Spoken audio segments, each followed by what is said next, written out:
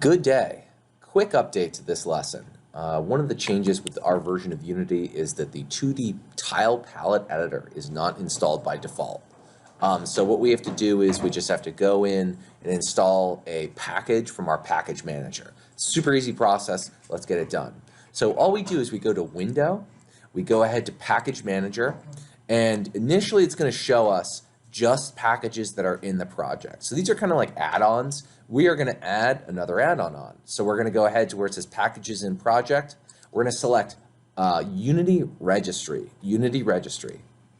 Now, these are all the sort of like pre-approved Unity packages. We're going to go ahead, we're going to search, we're going to say 2D tile, and there we go. 2D tile map editor. We're going to select it.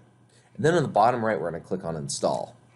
It's going to take just a moment or two for it to install. I'm going to have a nice sip of coffee while that's going. Okay, so that's installed now. I just skipped ahead. And then what we're going to do is now in the whenever we're looking for stuff in the lessons related to the tile map and the tile map editor and the tile palette, we just go here to Window, 2D, and there's our tile palette. So that's good stuff. So anyways, I wish you the best of luck. Great stuff.